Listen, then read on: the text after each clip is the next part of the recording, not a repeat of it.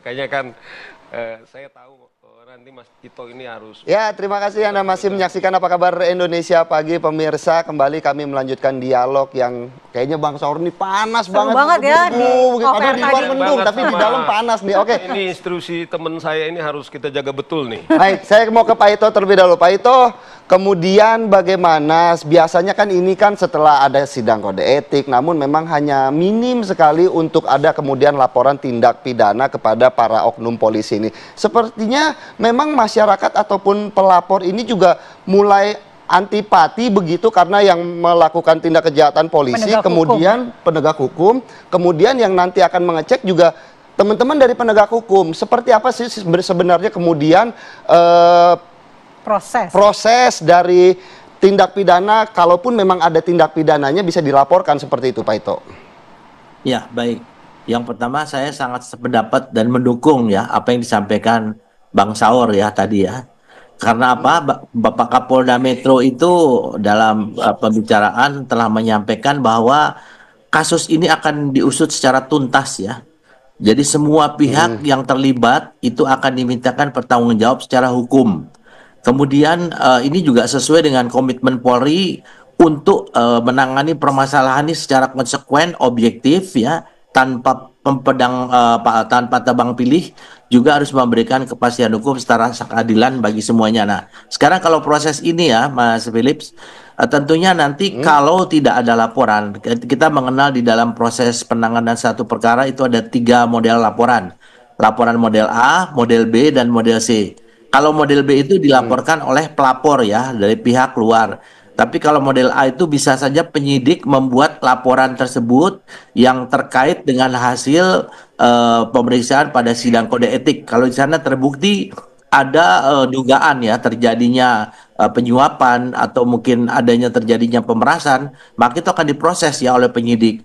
Kemudian yang ketiga ada model C, kalau di dalam penyidikan nanti ditemukan ada tindak pidana lain, maka penyidik bisa membuat laporan model C. Nah, sekarang kita lihat bahwa yang dilakukan oleh Polda Metro Jaya ini sudah transparan ya. Kita ingat bahwa moto daripada Polri itu adalah presisi. Mudah-mudahan nanti para penyidik juga termasuk dari Pak Kapolda Metro Jaya akan menyampaikan secara transparan kepada masyarakat langkah-langkah hukum apa yang dilakukan ya. Sehingga masyarakat tidak menjadi curiga bahwa ada kesan akan menyembunyikan ya satu kejahatan yang dilakukan oleh anggota. Ini sudah komitmen daripada pimpinan Polri, siapapun juga anggota akan diusut secara tuntas dan akan diberikan tindakan secara tentunya secara objektif ya. Kita lihat saja mungkin hasilnya, dan saya yakin Bang Saur juga akan mengawal ya untuk masalah ini ya. Demikian, kita percayakanlah kepada sistem hukum yang berlaku dan bagaimana komitmen Polri ingin memperbaiki citranya saat ini. Saya sangat percaya kepada Polri akan berbenah diri ya untuk saat ini. Demikian, Mas Philip. Ya, betul sekali Pak Ito, kita setuju kalau Polri harus berbenah diri karena kan masyarakat ini bisa jadi tergerus tingkat kepercayaannya kalau banyak oknum penegak hukum yang melakukan tindak kejahatan, kemudian pemerasan, penyuapan. Bagaimana kita mau melapor ke siapa kalau seperti ini Pak Ito? Efek jera yang harus diberikan kepada oknum-oknum polisi nakal ini seperti apa? Kalau hanya seperti ini misalnya kode etik, apakah itu bisa memberikan efek jera Pak? Kalau kode etik tentunya kan hanya menyangkut kepada pelanggaran dalam kedinasan ya.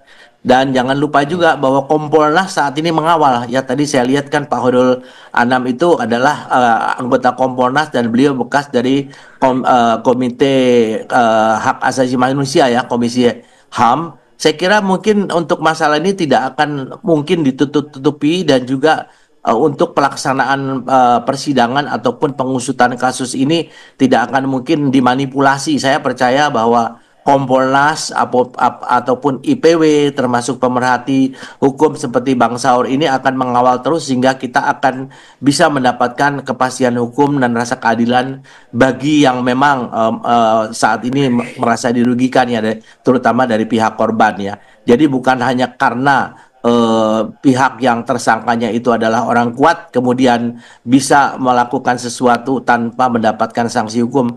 Saya kira hukum di negara kita ini kita harus percaya bahwa masih berjalan, apalagi dikawal dengan pendekar-pendekar hukum maupun pemerhati yang memang kritis seperti Bang Saur maupun IPW maupun Kompolnas. Kita percayakan saja. Yang paling penting adalah publikasi. Jadi publikasi ini memang harus disampaikan kepada masyarakat sebagai bentuk transparansi ya, sehingga masyarakat tahu apa yang dilakukan, kemudian masyarakat juga merasakan ada satu rasa keadilan yang ditunjukkan dengan penanganan proses ini. Demikian. Baik Pak Ito, mungkin sedikit saja Pak, kita mengetahui 3 PTDH dan 2 hanya mengalami demosi. Apakah yang mengalami demosi ini juga bisa dituntut secara pidana, begitu ya Pak? Kalau demosi itu sudah merupakan sanksi ya, Mas Philip, karena di dalam sidang kode etik, Komisi Kode Etik itu ada 3 jenis. Yang satu adalah dalam bentuk peringatan, ya. Kemudian yang kedua adalah dalam bentuk demosi. Kemudian yang ketiga adalah PTDH. Jadi kan tadi sudah saya sampaikan di awal bahwa perbuatan ini dilakukan secara kolektif ya. Kolektif itu tentunya masing-masing perannya berbeda-beda, sehingga sanksinya pun dikenakan berbeda-beda. Seperti kasusnya kasus Sambo ya, itu kan tentunya berbeda-beda. Nah ini yang demosi saya kira itu sudah merupakan hukuman, karena dia harus menunggu Tapi selama 8 tahun ya, untuk Pak, mendapatkan ya? Pak Ito, promosi ataupun kesempatan untuk pendidikan. Saya kira itu sudah merupakan hukuman yang berat untuk kedinasan ya. Jadi itu bukan berarti pidana ya. Kalau PTDH nanti adalah untuk persiapan melaksanakan sidang pidana sebagai masyarakat sipil, karena yang bersangkutan sudah diberhentikan sebagai anggota Polri. Demikian. Baik. Baik. Baik Pak Ito, bagaimana tanggapan Bang? Paling tidak dari putusan kode etik sekarang ini Mas pilih kan kelima orang itu sempurna sudah dugaan pelanggaran Terbukti. etik. Ya, artinya ini kan soal dari etik kemudian masuk pidana udah sempurna. Ya.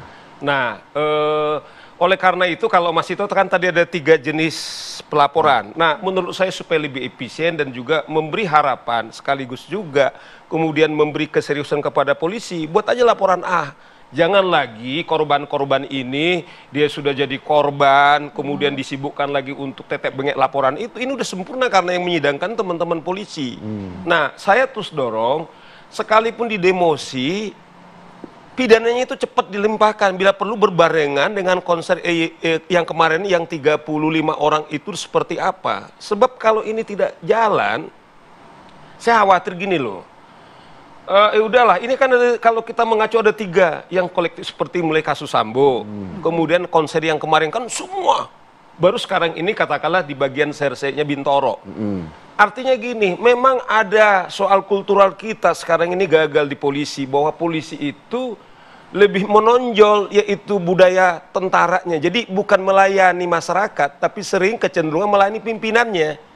Ya, makanya sering mengatakan ini atensi. Atensi apa? Atensinya 3. Layani masyarakat, lindungi masyarakat, tegakkan hukum dan keadilan. Nggak ada di hukum acara, di perkap kepolisian, atensi dari pimpinan gitu loh. Nah inilah yang menurut saya kawan-kawan pemimpin di polisi, hilangkan ini, berikan kebebasan kepada penyidik karena memang hukum memandatkan mereka independen.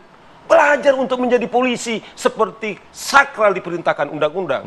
Karena presiden udah ngomong loh, kalau polisi nggak benar kita negara, menurut saya udah kita gagal negara hukum. Ya baik. Coba Kan kasus-kasus itu bertubi-tubi terus. Kan sekarang kan tinggal masalahnya adalah bagaimana terlapor ingin melaporkan perilaku-perilaku oknum polisi ini ke ranah pidana, begitu Bang. Dijawab sesaat lagi di Apa Kabar Indonesia Pagi, kembali sesaat lagi.